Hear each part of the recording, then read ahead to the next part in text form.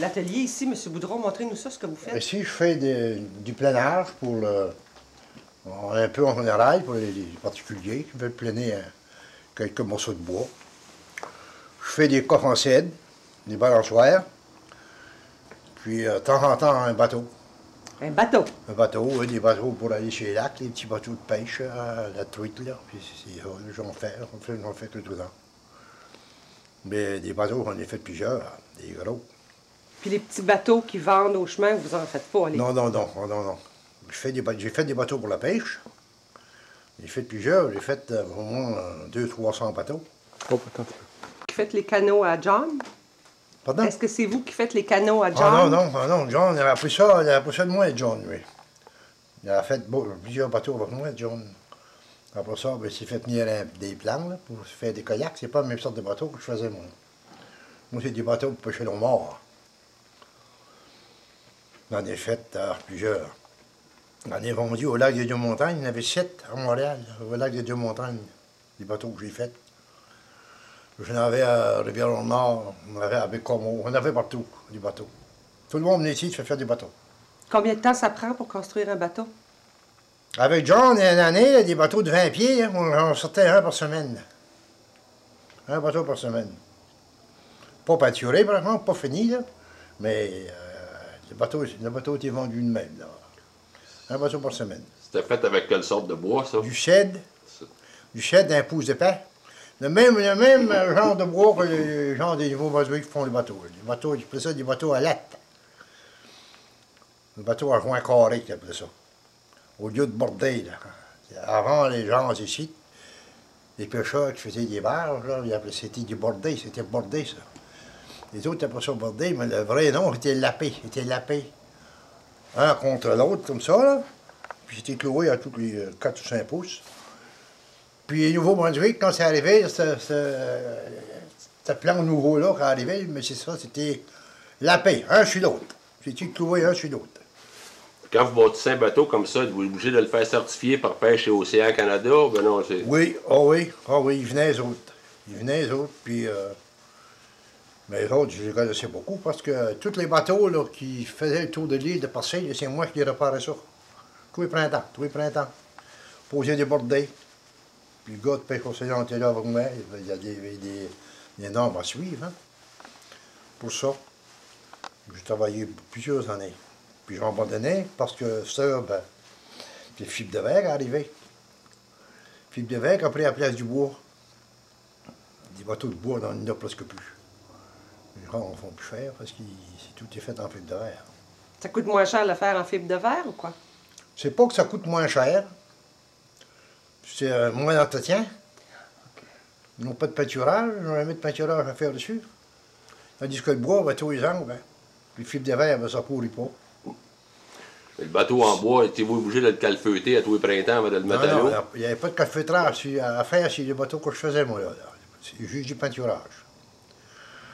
Avant, comme les gros bateaux, là, les gros chaloutiers, là, les autres, c'est du calfeutrage, les autres. Parce que les joints, c'est fait en gros bois. Puis les joints, il y a un espace entre les deux exprès pour poser le calfeutrage. Il y a un V qui est fait dedans, exprès pour poser le calfeutrage. Le calfeutrage, ça se faisait comment, ça? Ça se faisait avec un marteau. Puis de l'étoupe, puis après ça, c'est de l'étoupe, là. Il y avait deux sortes d'étoupes, puis il y a des étoupes blanches, puis il y avait de la noire. Ça, c'est fait avec un galfort, qu'ils appellent ça. C'est un genre de morceau de fer plate, à peu près 3 à 4 pouces de large, là, puis une masse de bois. Là, l'étoupe, il fallait qu'elle était tordue, là. Elle était tordue, là, puis il rentre ça dans la masse. On est fait à Newport.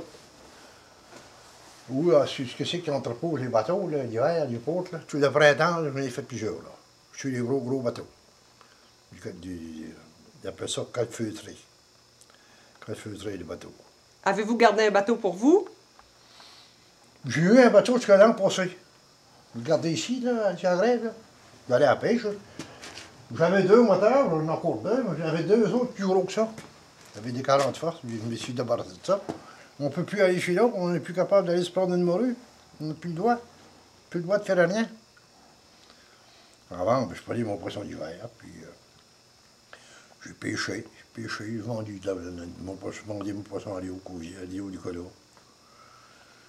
Vous deviez être fier de voir vos bateaux se promener partout comme ça devant Oui, chez j'en vous? avais. Juste, la grande rivière à Parseille, c'est tous mes bateaux. Il y a Alphonse Méthode qui en faisait quelques-uns, qui en vendait aussi.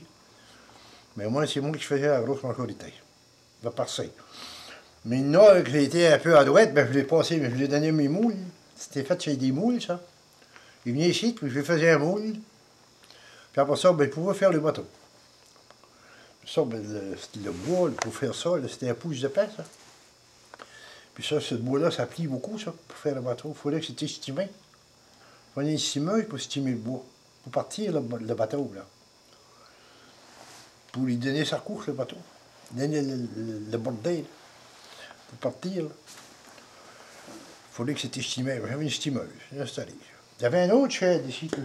Au bout de là, j'avais un shed à même grandeur que celui-là aussi. C'était un bar, même grandeur que celui-là aussi. Il a passé au feu. Ça ici, j'avais fait ça ici, là, juste pour mettre mes cages à homard, puis mettre mon gramment de pêche, mettre mon bateau l'hiver.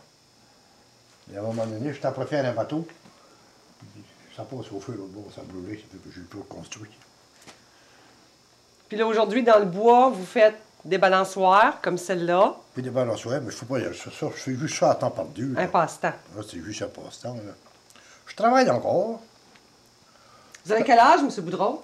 Moi, j'ai eu 84 au mois de janvier. Moi, j'en ai. Le 12 janvier. Puis, je travaille encore. J'ai eu un gars comme lui, hier, là, il y a une maison aussi en arrière, que le clavard a brûlé dessus, une secoupe de ça. Cet hiver, là. La femme a sorti ses cendres, elle a mis ça dans un bac en plastique, puis le feu a pris dans le clavard. Puis tout est dehors, la maison a brûlé, le clavard. Puis, on va commencer ça, là, lundi, on va faire ça, là. Je travaille à passer 2-3 semaines de printemps. J'ai vu au restaurant Nicole. Oui, Ah au restaurant Nicole. Oui, vous avez fait une belle espèce de verrière. Ben oui. Non, je travaille là. À part ça, on va poser des portes, des choix de fenêtres, puis des réparations de patio, tout ça, des petits jobs. Je fais tout des jobs. Donc on se mate. Donc on se mate pour ça. C'est fait comment? C'est fait avec un... Ça, c'est un tuyau. Un C'est tuyau, un ça. ancien tuyau d'égout, ça. Les tuyaux, ça vient de la Gaspésie. C'était quand j'ai travaillé pour la Cape, la compagnie Cape, quand ils ont fait de la réparation. Moi, je travaillais sur les machines. J'ai travaillé sur les machines lourdes beaucoup. Moi. Je chauffais des bulldozers. Je faisais n'importe quoi. Je fais tout de job. Puis j'ai déterré ça à un moment donné. On posait d'autres tuyaux, puis j'ai déterré ça. J'ai dit, tiens, ça va faire une fournaise. Par contre, mon hangar a brûlé sur l'autre bord. J'avais fait une fournaise avec un drum d'huile de 45 gallons. Puis le fond a tombé à un moment donné. J'ai dit, toi, le fond ne tombera pas. C'est un pouce de pain. J'ai fait une fournaise avec ça. C'était quoi votre premier métier, M. Boudreau? Mon premier métier, j'étais camionneur. Je formoyais du bois de pulpe. Longtemps. Je chargeais un mitaine de médicaments pour les Jones ici, là. J'ai fait ça longtemps. Après ça, j'ai été travailler pour la Gaspésie, j'ai travaillé chez des bulldozers. Puis j'ai pêché. Je pêchais à travers de ça, là, pêché noir. Puis j'étais bûcheron. J'ai travaillé dans l'Ontario, j'ai 5-6 ans passé des hivers dans l'Ontario. J'ai bûché. Dans le nord Ontario, Lorne Lake, Geraldton, Small Rock Fall. J'ai tout fait ça, tout ce coin-là. Puis là-dessus, ben, le gouvernement m'a enlevé 3 ans d'armée que j'ai trouvé de faire. C'était 3 ans dans l'armée. C'est là que j'ai perdu 3 ans. Tous les gens sont placés. Tous les gens sont placés, mais nous autres, ben, j'étais 18 mois, 17 mois à Terre-Neuve. Voici 17 mois à Terre-Neuve. Puis le restant, ben, j'ai été 3 mois à Gaspé, ici, à Prével. Il y avait des soldats, tu sais, à partir à Gaspé, ici. J'étais là. Puis le restant, moi, je courais à travers le Canada partout. Mais Ben, vous étiez jeune? on était des grands, hein? Vous étiez jeune? On était jeunes, certains. On était 3 frères. On était 3 dans l'armée, nous autres. J'avais un frère plus vieux que moi, qui était au régiment de Chaudière. Puis un plus jeune. Les autres étaient en Outre-mer. Il y avait mon autre frère, qui était plus vieux, qui était marié avec la sœur de ma femme, là, Score. Lui, en même temps, mais il était à Valcartier. Il faisait son basic training.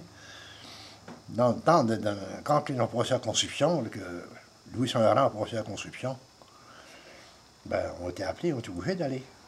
On ne va pas se cacher, là. Ils venaient nous chercher. Puis à un moment donné, on était 4 frères dans l'armée. Et lui, c'était juste pour 2 mois.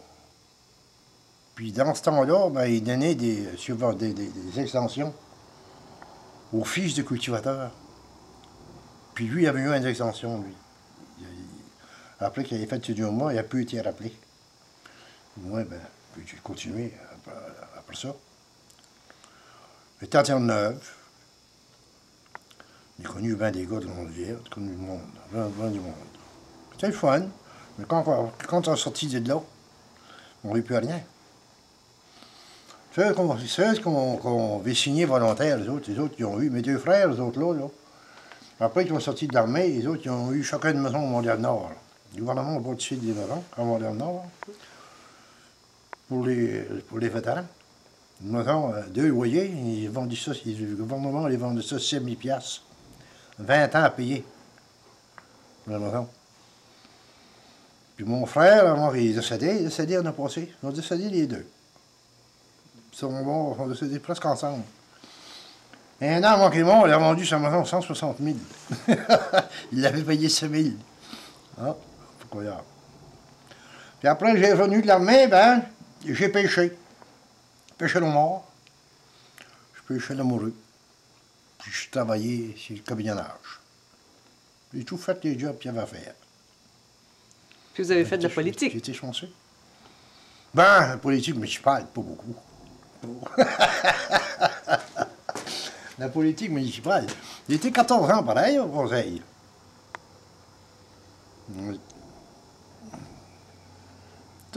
Ça faisait un passe-temps. Ça faisait que je passais le temps. Et comment ça vous est venu le goût de travailler le bois? Ça vous suivi des cours ou... Non, pas sur aucun cours. Même pour faire des bateaux, je pas sur aucun cours. J'ai appris ça de moi-même. J'ai vu les autres. Le premier bateau que je me suis fait faire, je me faisais faire des bateaux avant, je pêchais. Ici, avec un de mes amis, un Émile Le Gouffre. Puis on voulait avoir un bateau. Puis j'avais fait faire un bateau pendant un Dubé, il est en 14. Puis j'avais tout préparé de bois, on avait préparé la quille, j'avais préparé les tambouettes. Tout préparé, tout prêt. Puis j'avais fait un carlot, après ça un carlot, un bateau pour que le bordé rentre dedans, en avant, là, dans les traves, là.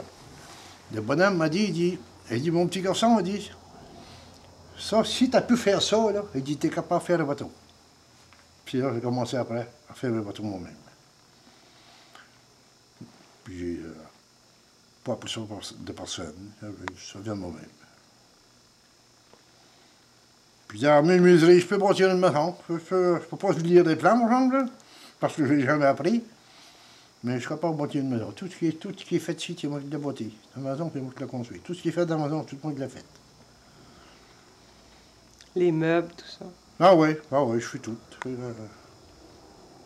prends une idée. Mais j'aime ça. On va aller voir vos meubles. Je le fais parce que j'aime ça. Non, c'est mon jeune qui a tout tué. Il vient à la chasse avec moi, là. C'est mon jeune qui a tué ça, la semaine passée. C'est un panache qui est rare, hein? Il a 60 pouces de large. 60 pouces de large, le panache. C'est un animal rare aussi dans le Gaspésie. Pourquoi vous dites que c'est rare? C'est rare par la grosseur, par la largeur du panache. C'est un panache rare. Parce que la majorité des panaches, c'est 57, 58 les gros, là. Mais lui, il a 60 pouces et demi. 60 pouces et demi de largeur, le panache. Ah, il y avait un manche Non, là-dedans. ça marche, ouais. Puis ça coupe seulement de chien bord, là. Tu as remarqué, ça coupe seulement de chien bord, ça. Pour les carrières, là, voilà comment c'est uni ici, là. Les vieux, avant, ils prenaient un morceau de bois d'une quarantaine de pieds de long, une épinette, là. Ils mettaient une ligne dessus. Après ça, ils prenaient, là. Il était deux. Il y en a un qui piquait en avant. La hache a piqué, elle est là, elle est en l'air, là. Il piquait de bois, il appelait ça piquer, il faisait des coches dedans. Il faisait des coches dans le morceau de bois, puis les corps de ça sont en arrière avec ça, lui, puis les corps de ça, le morceau de bois. Un morceau de bois de 40 pieds de long, des épinettes de 40 pieds de long, le corps ici à la hache. La maison de mon grand-père, à l'arrière, ici, là, c'était l'autre bord, le chemin de fer, là. C'est toutes des pièces de bois, de 12 puis 16 pouces de haut, par 6 pouces de large. Tout est carré à la hache. Tout est fait à la hache, la maison, à l'arrière, là. Ça fait pas tellement longtemps que ça a été défait, là. Ça a été défait en 60 quand on a passé le chemin en arrière. La maison est encore là. Une maison de pièces. Ouais, c'était la seule maison que j'ai laissée ici. Puis toutes les mêmes en dedans de la maison, là, c'est tout décoré à la hache. Puis il y avait une moulure faite dans le bord de la ville, qui était faite avec des outils qui se faisaient, les autres, là, pour faire ça. Pour faire des moulures. Ça, c'est vieux, ça, oh mon Dieu. Il doit bien savoir son âge. Puis celle-là, à piquer, elle n'est pas faite pareil. Celle-là, pour piquer, elle n'est pas faite pareil. Elle est en... C'est pas jeune. Et à un moment donné, je me disais, là, m'en faire un manche, je m'en aller apporter dans un musée quelque part. À soit à Gaspé ou à Gaspé. Pour moi, il accepte ça, Gaspé, il prendrait ça, hein, au musée. Une arche de même, c'est des arches que tu ne trouves pas partout. Je vais vous faire une suggestion, je vais vous la demander quand vous aurez fait la manche, moi, pour la Maison de la Culture. Oui! Pour notre musée à Ça Grande-Rivière. me fait le plaisir de te la donner.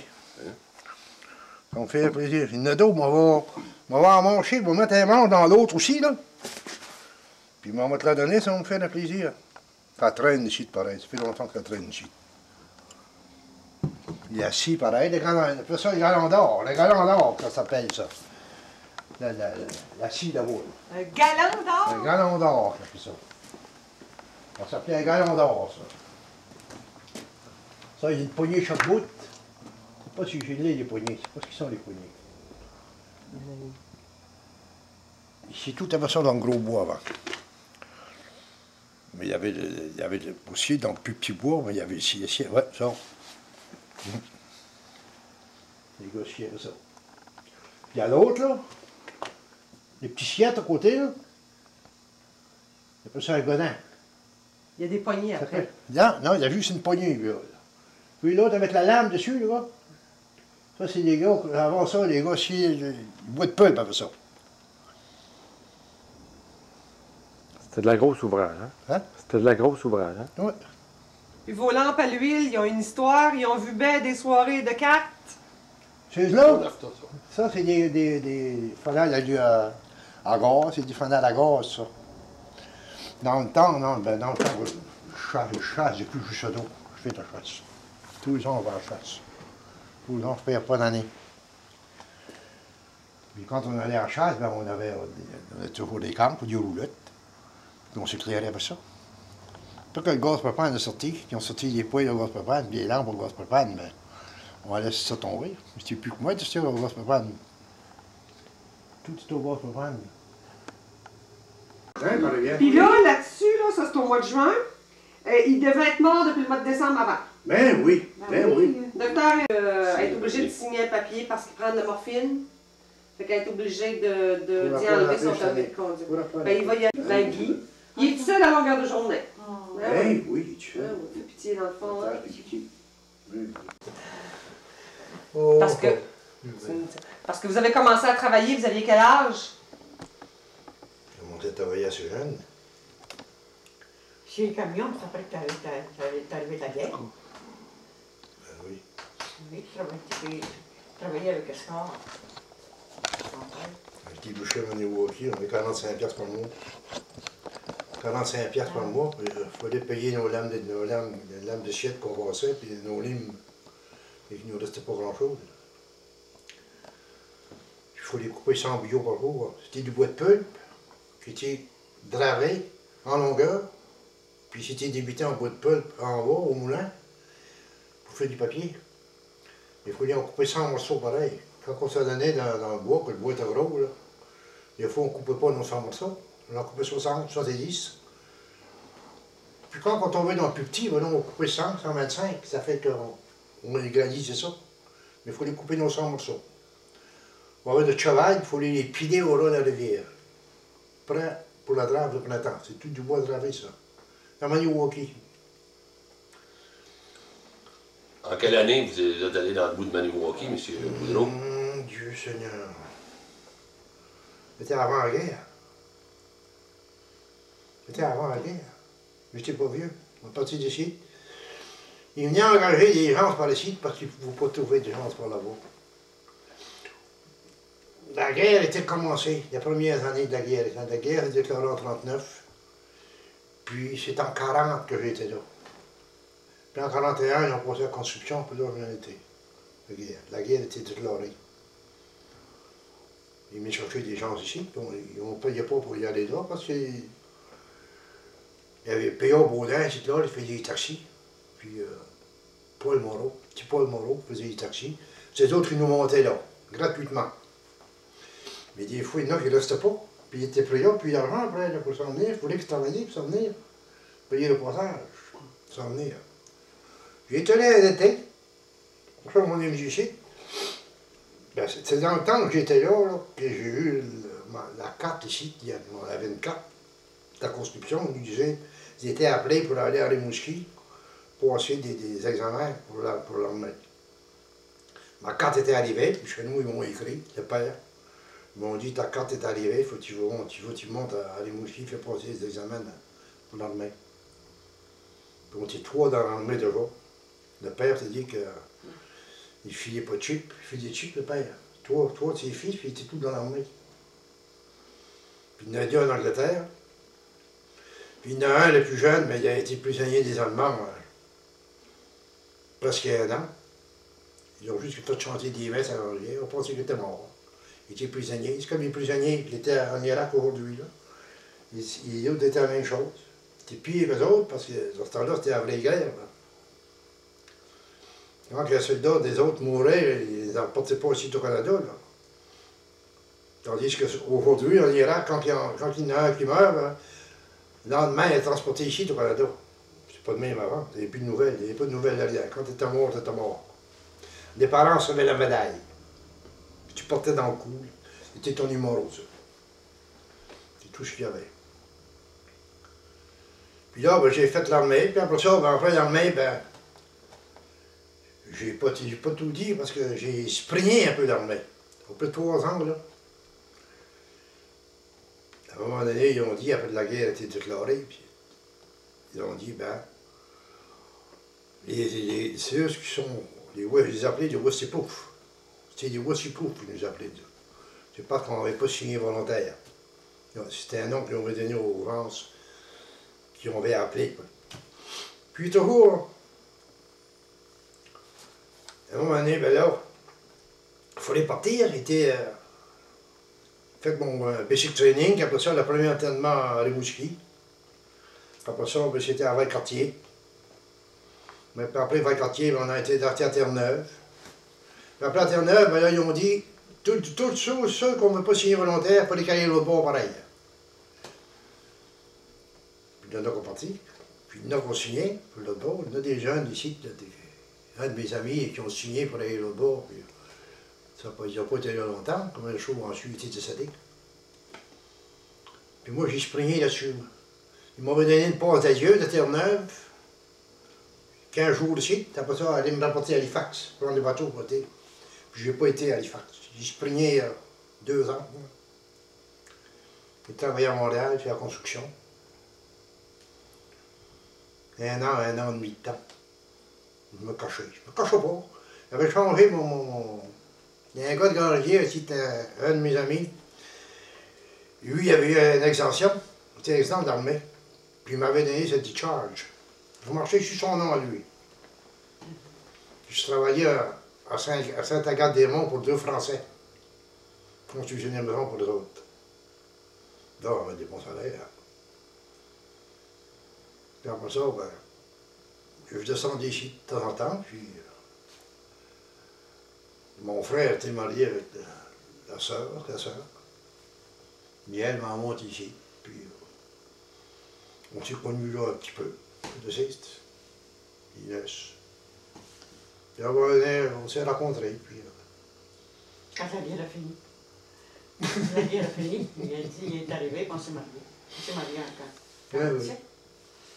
Après ça, on est resté ici. C'est là qu'on a embarqué sur les camions aussi. 45 cents de l'heure. 12 heures par jour, 12-13 heures par jour. Commencé le matin à 6 heures. Puis si le camion brisait la journée, il fallait le réparer le soir. Il fallait que c'est moi qui ai réparé le camion. Puis à travers de ça, les premières années, construit ma maison, je pêchais le mort. Je me levais à 3 heures du matin, j'allais pêcher mon mort. Puis à Grande-Rivière, dans ce temps-là, il y avait Zito Baudin. Il y avait un restaurant à Grande-Rivière, lui. Ça avait bâti un beau restaurant à Grande-Rivière. Puis il est venu me demander si je voulais fournir du monde pour le restaurant. Ça me faisait plaisir. Nous, on vendait 25 cents la livre.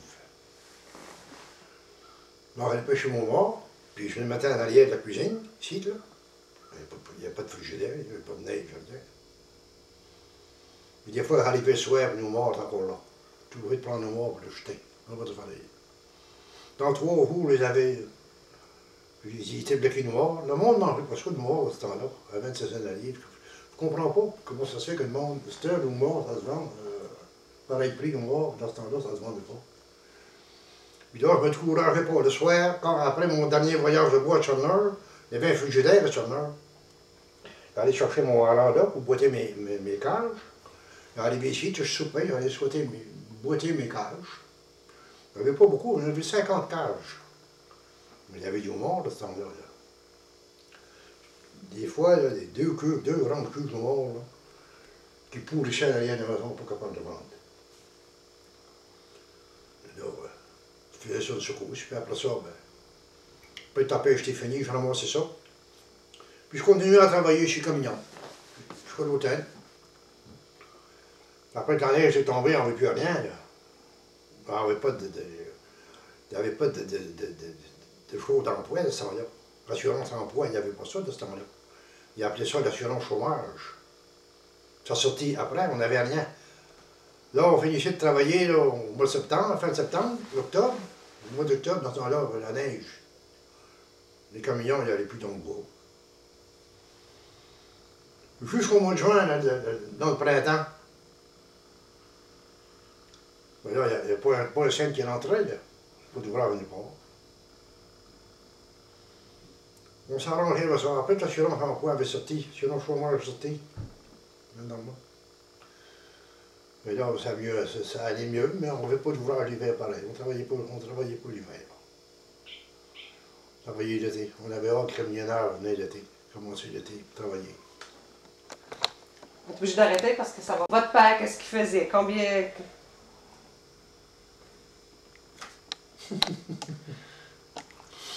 Mon père, lui, qui était un homme à tout faire. Puis un homme qui faisait n'importe quoi. Il était ingénieur sur le chemin de fer ici, là, de Matapédia à Gaspé. Il a fait ça longtemps. Puis à un moment donné, il a fait ça dans le temps, jusque quand la crise a commencé, en 29, la crise a tombé. Il a débarqué sur le train. Puis il avait embarqué ici pour la Gaspésia. C'était pas Gaspésia, c'était une autre compagnie. Je ne sais pas quelle compagnie, je ne pourrais pas dire le nom de la compagnie. Mais il y avait un engin aussi à Steam.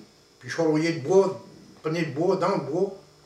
Puis ça, le vieux moulin rouge. Je faisais du papier, c'était un papier épais qui faisait un genre de sulfate. Puis je charriais le bois. Puis à un moment donné,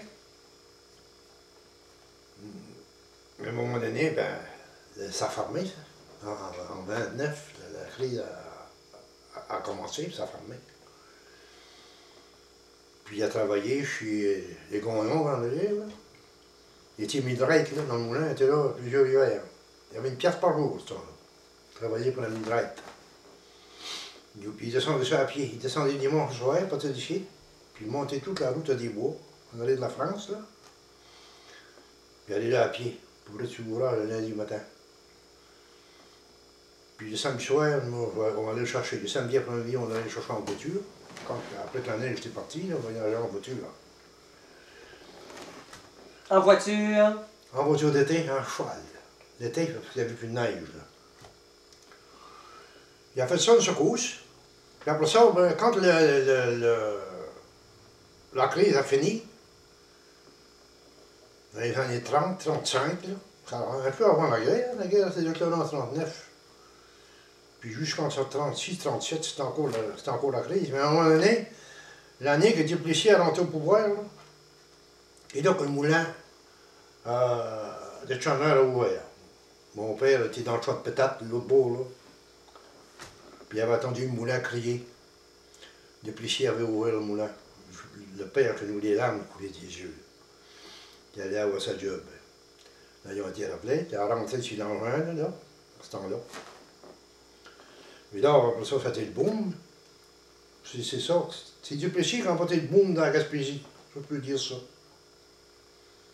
Avant Duplessis, là, c'était tout des chemins de terre. C'était des chemins de terre. C'était des grattes. Une gratte, il y avait une team de chevaux sur la gratte, puis ils traînaient ça. Toute chaque place.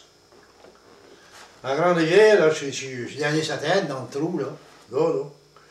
Mais quand il faisait une grosse pluie, là, il y avait de la misère à passer, là. C'était la même chose, ça. C'était des chemins de terre. Tous des chemins de terre partout. Pas d'électricité? Ah non, pas d'électricité. Pas d'eau courante? Pas de téléphone? Pas d'eau courante, pas de téléphone, rien. Puis, là, Duplessis, ben, il a ouvert le moulin. Les compagnies, ben, les contracteurs ici, M. Georges Baudin, puis Joe Baudin, puis tous les contracteurs, ben là, les autres, on était dans le bois, ouvraient des camps pour emporter du bois de pain pour le moulin, pour faire du papier. Après ça, ben, l'année d'ensuite, ça a été l'asphalte. Ils ont fait toute l'asphalte tout autour de Gaspésie, ils ont fait le chemin d'asphalte. Puis, dans l'année, le deuxième, Duplessis était là longtemps. Les deuxièmes 4 ans que Duplessis était là. La chose a rentré. Comme débuté, Dr. Pouliot était ici, Camille Pouliot. Lui, il l'a fait pour Grande-Rivière. Lui, il a construit l'école des pêches. Toutes les écoles qu'il construit à Grande-Rivière, c'est Dr. Camille Pouliot. Il était ministre. C'est la première fois qu'on a eu un ministre en Gaspésie. Puis lui, il avait fait d'ouvrage. Là, c'était vraiment le boom de la Gaspésie. Là, les salaires, à ce temps-là, c'était pas gros le salaire. Mais il y avait plusieurs contracteurs, des Keys qui contractaient. Toutes les Keys de Gaspé puis Chandler, Everett Keys, c'est eux autres qui ont construit ça, les choses de la Grande-Rivière. Ils ont fait un pont neuf, ces années-là, ils ont brûlé le pont de Grande-Rivière à brûler, ils ont fait des ponts neufs. Ils l'ont fait à Grande-Rivière. Puis les salaires ont monté un petit peu. Puis moi, à travers de ça, j'étais pas vieux, j'ai commencé à travailler. Travailler puis communard. Mon père, ben, il s'est marié 3 fois, mon père. La première femme, c'était une Desjardins. Rose Desjardins. Puis la deuxième femme, c'est une fille de Newport, une Hardy. La troisième, c'était une Moreau. 3 femmes. Votre mère? Mon père s'est marié 3 fois. Votre mère, c'était la troisième? La troisième, c'était une Moreau. Non, Est-ce que c'était votre mère, la troisième? non, la première. Non. La première. La première. La première. Vous n'avez pas connu votre mère? Non, je n'ai pas connu ma mère. J'avais à peu près 1 an et demi quand ma mère est morte. Je n'ai pas connu ma mère. On a été élevés avec des belles-mères. Ben été, dans le fond. On était 4 garçons, 5 garçons. Il y avait 2 filles, on était 7. Et ma grand-mère vivait quand ma mère est morte. Ma grand-mère, c'est une Hébreu Grande-Rivière. Marie Lebreu. Vous alliez à l'école où? On va aller à l'école ici, à Petit Poireau. On va aller à l'école à Petit Poireau. C'est une école à 2 étages. Les petits, première année en bas, puis de 3e année au 2e étage. Puis après que le vent de sort rentre au pouvoir, ils ont tout formé ça, ces petites écoles-là. Puis ils ont mis des autobus pour aller à Grande-Rivière. Et nous autres, on allait au marché au Cochise à Grande-Rivière. Cochise, c'était à pied, ça. On marchait au Cochise à pied à Grande-Rivière, le printemps. Ça veut dire que vous aviez 6 ans, 7 ans? Oui. Vous descendiez à pied à Grande-Rivière? Oui, on descendait à pied. Par la traque? Non, pas le chemin. Mais pas seulement. Moi, même, il y avait des petites filles, des jaunes, ces autres-là. Là. Mais les autres, c'est les premières années des chars. Ils avaient des chars, les autres, là. Des Ford 4, là. Ils avaient des toiles, avec des toiles, les anciens, les autres, les jaunes, ils n'en avaient, tout ça.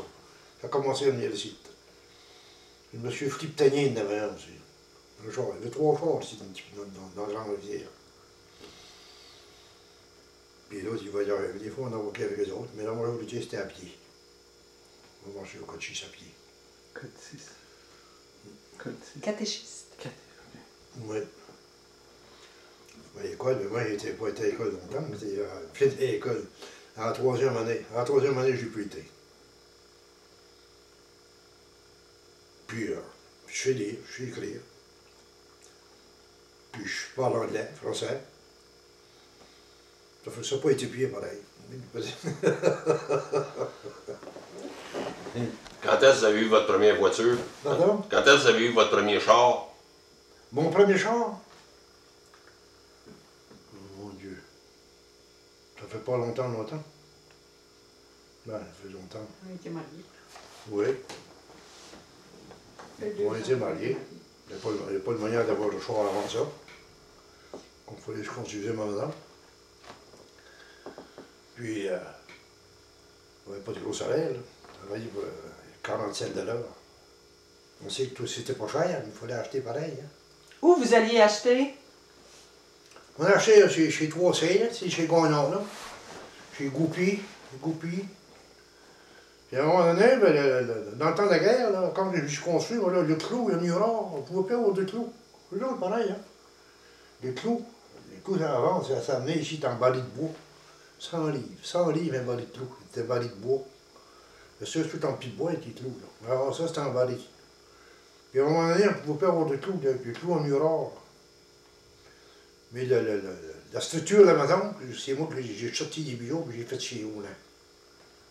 Ouais, il fallait acheter du papier, les fenêtres. Les fenêtres, c'est un de mes oncles. Le frère de ma mère. L'oncle de ma mère qui a fait mes fenêtres. Il faisait mes fenêtres. Avec mon bois que j'avais coupé, du pain. On prenait toutes les mesures du bord qu'on pouvait trouver, hein, pour ménager une pièce. On n'avait pas à ménager, mais il n'avait pas. Il n'avait pas d'argent. Mais trouviez-vous que c'était mieux dans le temps pareil, même quand il n'y avait pas d'argent, par rapport à cette heure? C'est-tu mieux? Moi, je dis qu'on est aussi bien dans ce temps-là qu'au cette heure. Aujourd'hui, on a plus, mais tu payes plus. Ça équivaut avec avant.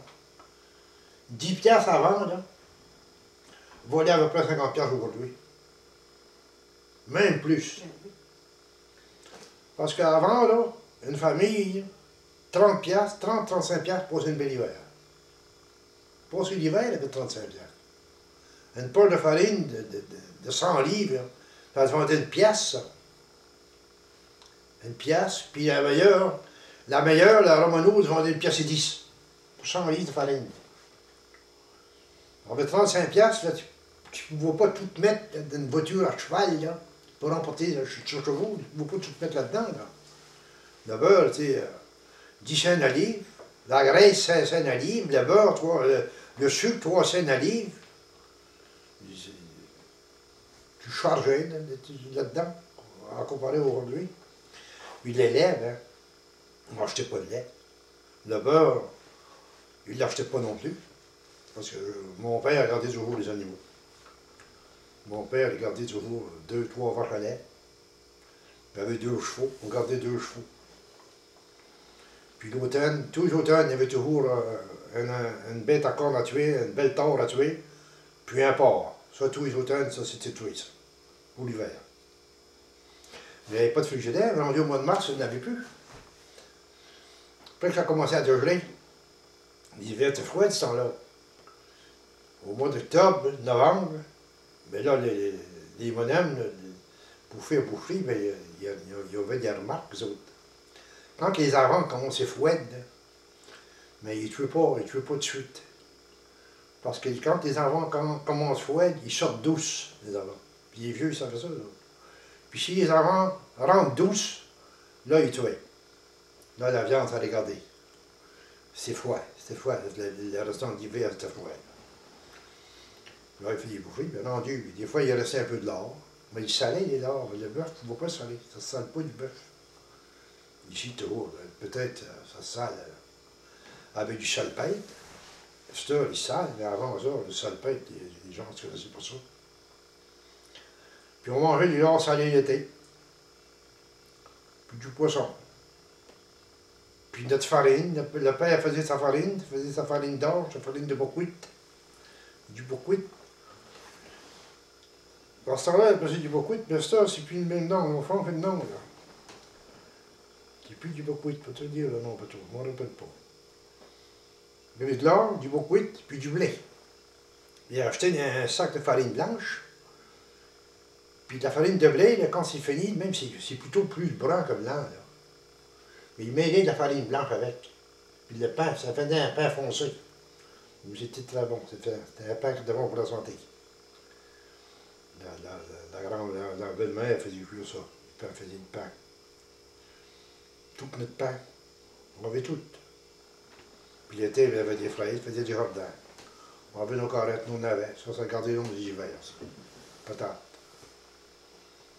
Les barils de chair de nauve, les barils de tête de morue dans la cave. C'était comme ça, hein? Les barils d'arame, les barils de tête de morue. Ça, on avait encore pour ça. Ça, c'est pour le poisson d'hiver. Il fallait saler le poisson d'hiver aussi. On salait la morue, il se faisait de la morue sèche. La morue sèche, j'en fais encore, moi, tous les printemps. Tous les automnes, j'achète 100 livres de morue, puis je fais ma morue sèche. Puis je me sale des têtes encore, je vois sur les hauts, je m'achète des têtes. Je me sale un seau de 50 livres de têtes. Puis je me sale 2 douzaines d'arangs. L'automne, quand il... Pas l'aran de printemps, il n'est pas bon, il est maigre. Mais là, l'aran d'automne, c'est du hareng pour saler, ça. Les gens avant saler ça, cet hareng-là. Je m'en sers 2 douzaines. Puis j'en sers 2 douzaines pour ma voisine. Tous les automnes, automne passé. Puis je fais mon morue sèche. Mais là, je suis obligé d'acheter un morue. 100 piastres le pain, 100 piastres pour 30 morues. Qu'on paye, là. Mais moi, quand je pêchais, hein, on va aller, des fois, le pédler de la morue, vendre porte en porte, là.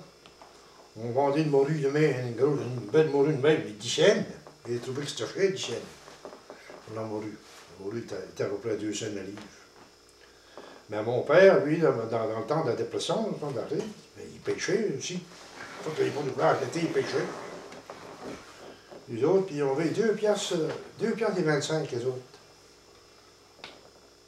2 piastres et 25 pour 225 livres de morue. Ça faisait une scène à livre. Une drap de morue, c'est 225 livres, ça pèse. Puis les autres, on avait 2 piastres et 25. Ça faisait une scène à livre pour la morue. Donc, il fallait qu'elle porter ça à la rivière. À la coopérative. Non, il n'y avait pas de coopérative, ce temps-là. Coopérative, ça. Ça a sorti, c'est après que j'ai été marié, la coopérative. Quand j'étais jeunesse, on commençait à sortir ensemble, là, moi et ma femme. Là. Puis là, Delors Dubé, qui était chef de coopérative, Delors, bien intéressant, ça. Il y avait Dona Gagnon, qui a été gérant de la coopérative. Il y a eu Élie Bisson. Mais le bois, c'était à Delors. C'était Delors qui a fait construire les bâtisses. Puis son père. Son père était dans la coopérative. Tous les pêcheurs étaient dans la coopérative. Son père, puis son frère, Armand. Les autres, ils vendaient des poissons à la coopérative. Les autres ont bien bon prix parce qu'ils chippaient du morue direct et les autres, ils ne passaient pas par les amateurs.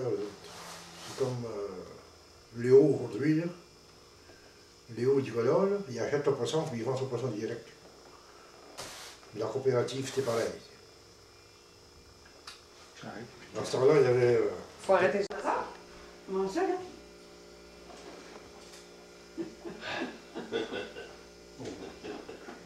Là, vous allez me donner votre nom aussi, on va mettre votre nom à côté. Gagné, chef? Ah, yeah, vous êtes bon?